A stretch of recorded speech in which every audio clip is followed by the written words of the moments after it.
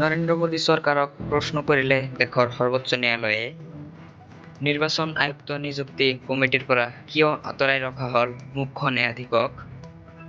নিৰ্বাচন আয়োগে স্বাধীনভাৱে কাম কৰাটো ৰাইজে দেখা পাব লাগিব। নতুন আইন প্ৰণয়ন কৰাৰ সময়ত কিয় মুখ্য ন্যায়াধীশক বাদ দিয়া হয়?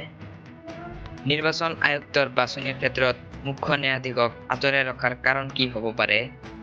মুখ্য ন্যায়াধীশ প্ৰধানমন্ত্ৰী বিৰোধী নেতা সমিতিয়ে পূৰ্বৰ নিযুক্তি দিছিল নিৰ্বাচন আয়ুক্তক। পৰৱৰ্তী সময়ত সংসদত প্ৰণয়ন কৰা হৈছিল নতুন আইন। মুখ্য ন্যায়াধীশক আঁতৰাই অন্তৰ্ভুক্ত কৰা হৈছিল কেন্দ্ৰীয় কেবিনেট মন্ত্ৰীক। নৰেন্দ্ৰ মোদী চৰকাৰক প্ৰশ্ন কৰিলে দেশৰ সৰ্বোচ্চ ন্যায়ালয়ে। পৰৱৰ্তী খবৰ, গুগল পে ফোনপে ব্যৱহাৰ কৰিলে সাৱধান। গুগল পে ফোনপে টকা পঠোৱাত নতুন নিয়ম প্ৰৱৰ্তন কৰা হৈছে। কি কি নিয়ম প্ৰৱৰ্তন কৰা হৈছে চাওঁ আহক। অনলাইন পেমেণ্ট ব্যৱস্থা দৈনন্দিন জীৱনৰ এক অবিচ্ছেদ্য অংগ হৈ পৰিছে। যেতিয়া আমি অনলাইন পেমেণ্টৰ কথা কওঁ তেতিয়া প্ৰথমে UPIৰ কথা মনলৈ আহে। সৰু দোকানৰ পৰা আৰম্ভ কৰি ডাঙৰ ব্যৱসায়লৈ গুগল পে ফোনপে সকলোতে ব্যৱহাৰ কৰা হয়। এতিয়া UPI ব্যৱস্থাত এটা ডাঙৰ পৰিৱৰ্তন আহিব। ভাৰতীয় ৰাষ্ট্ৰীয় পেমেণ্ট নিগমে UPI ব্যৱহাৰকাৰীৰ পেমেণ্টৰ গোপনীয়তা বৃদ্ধি আৰু সুৰক্ষা শক্তিশালী কৰাৰ বাবে নতুন নিৰ্দেশনা জাৰি কৰিছে। কি কি পৰিৱৰ্তন হ'ব চাওঁ আহক।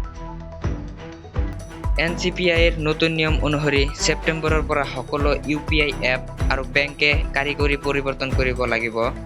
4 ছেপ্টেম্বৰৰ পিছত UPIৰ জৰিয়তে ধন প্ৰেৰণ কৰাৰ সময়ত আৰু সম্পূৰ্ণ মোবাইল নম্বৰ দেখা নাযায়। কেৱল ফোন নম্বৰৰ শেষৰ 4টা অংকহে দেখা যাব। ইয়াৰ ফলত ব্যৱহাৰকাৰীৰ ব্যক্তিগত তথ্য তুলনামূলকভাৱে কম শ্বেয়াৰ হ'ব। ছেপ্টেম্বৰৰ পৰা UPI পেমেণ্ট QR কোড ব্যৱহাৰ কৰিলেও টকা পঠোৱা ব্যক্তি আৰু টকা লাভ কৰা ব্যক্তিৰ সম্পূৰ্ণ মোবাইল নম্বৰ দেখা নাযায়। অৰ্থাৎ এই ক্ষেত্ৰতো গোপনীয়তা বজাই ৰখা হ'ব। যদি আপুনি কোনো অচিনাকি ব্যক্তিক বা কোনো দোকানলৈ ধন দিয়ে তেন্তে UPI ব্যৱহাৰকাৰীৰ ফোন নম্বৰ লুকাই থাকিব। ডিজিটেল ব্যক্তিগত তথ্য সুৰক্ষা আইনৰ অধীনত ব্যক্তিগত তথ্যৰ গোপনীয়তা আৰু সুৰক্ষা নিশ্চিত কৰাৰ বাবে এই পদক্ষেপ গ্ৰহণ কৰা হৈছে।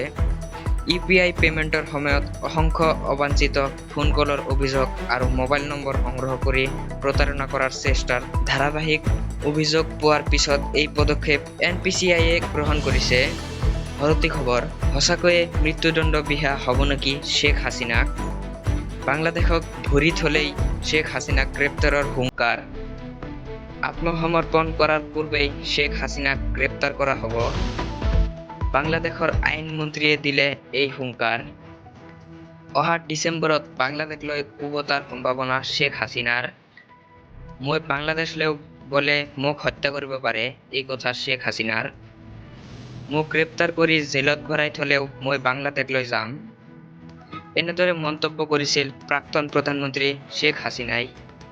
যোৱা বৰ্ষত আদালতে শ্বেখ হাছিনাক বিহিছিল মৃত্যুদণ্ড। মানৱতাৰ বিৰোধী অপৰাধত দোষী সাব্যস্ত হৈছিল শ্বেখ হাছিনা।